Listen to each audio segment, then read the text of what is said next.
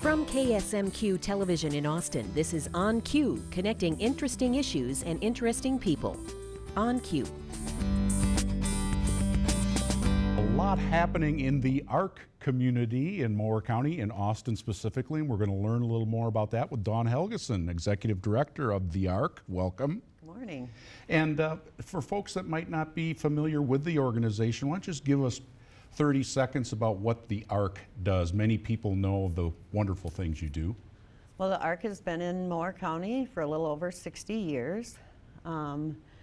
Some people might not know us by the name, but over the years we've had several name changes, but we support and advocate for people with intellectual and developmental disabilities and their families.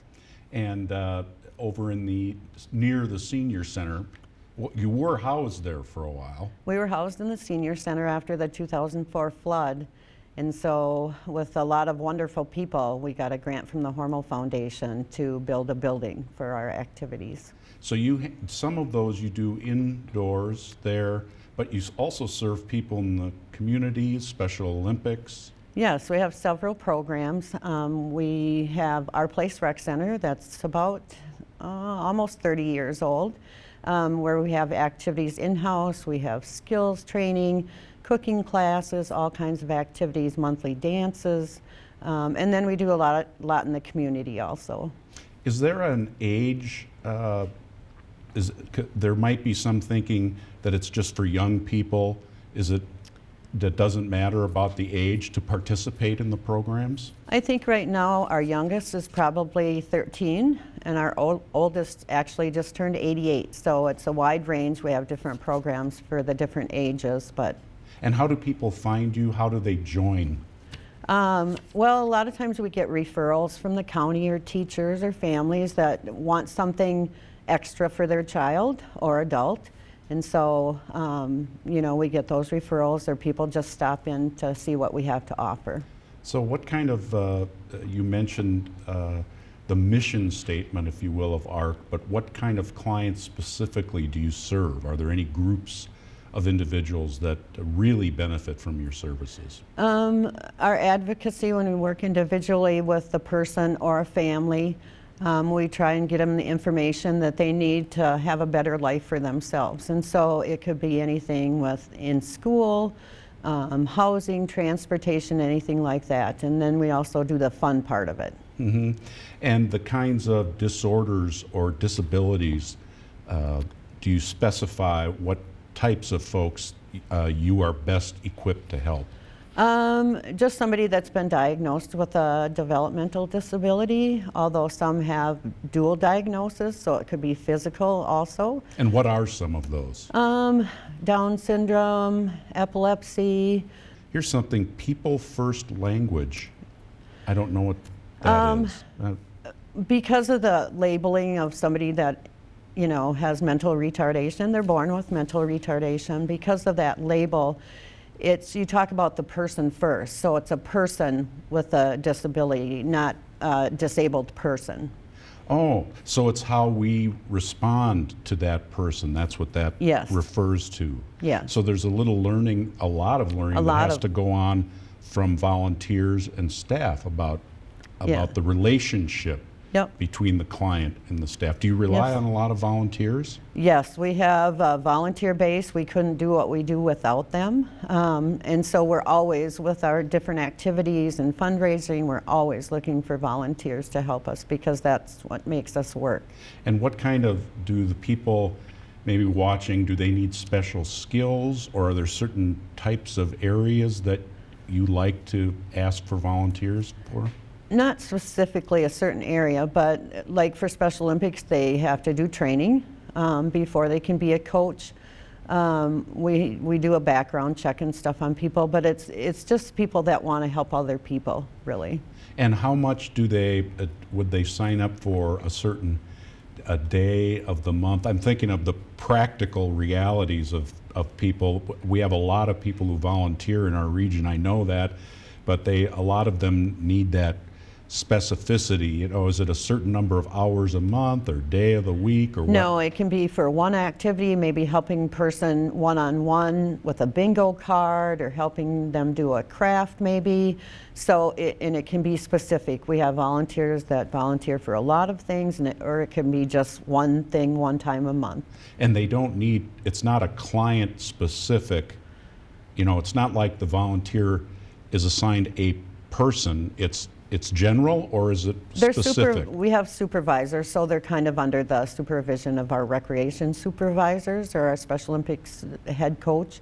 So it's they're not working like alone or anything one-on-one with a person. So and it's not the same person that they meet with every time, the No. same client.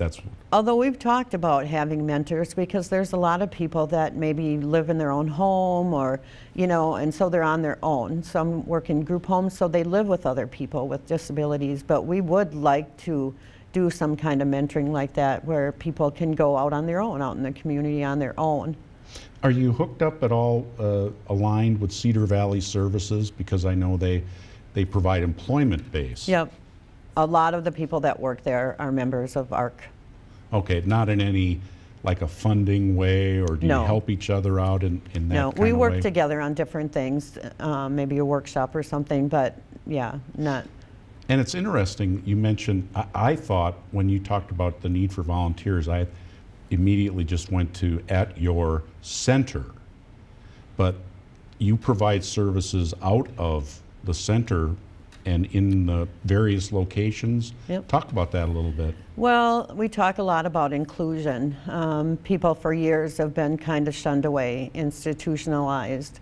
And so the more that we can get people out in the community and show the community what people with disabilities actually can do, that's part of our mission also. And the karaoke you talked about too, that's a fun time. It's a blast. You wouldn't believe how many people know all the words to the songs. They don't even need the screen, and they can just go and be themselves and sing their hearts out. And our monthly dances also, we have themed dances every month. And we just had our St. Patrick's Day, and people get dressed up to the max, and I can't do it anymore, but I mean, they dance for the whole 2 hours. If we didn't take a snack break, they'd be, they just love to dance. It's the beat of the music, I think. We're talking to Dawn Helgeson, Executive Director of the ARC in Mower County, and Summer Special Olympics is on tap. In Mower County, do you need a vast number of volunteers? What's that participation like? You bet. We have a little over 100 athletes in our program, and we have 4 sports that we provide right now. We just got done with our bowling season with our Rock and Bowl and our awards banquet. We're starting softball. We'll start bocce ball, and then we got one more sport. Well, is there track and field and that Well, type of thing too, or not? And like track and field, we used to, when I've been a coach for 25 years, and when I first started, we did track and field. And but like some of those now that are getting older, they're doing bocce because it's less physical, okay.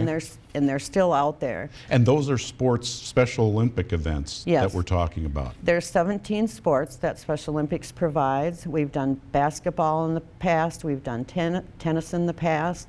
They have something unique now, which is called unified sports, and so it's a person with a disability and without, and they actually, whether it's softball or bowling, they team up with non-disabled people, and so it's a great opportunity that way to, get out in the public and stuff. Well, it sounds like a lot of fun to volunteer also. Once you Yeah. get past the learning curve of learning the sports and learning, working with the athletes, it sounds like a lot of fun. Yeah. The website for your group is thearcmc, as in Mower County, Yes. .org. And is that the best place if somebody wants to volunteer? Should Yes. they go through the website? There's And- a short volunteer application, then we come in and do kind of a little training for them and see what they're interested in. And so, and then we place them, where they want to be, so. Okay, so check it out, folks. The ARC, TheARCMC the arcmc.org. Dawn Helgeson, thank you so much for your Thank you. service. Thank you for your service. Thanks for coming and sharing a little bit of what the ARC does.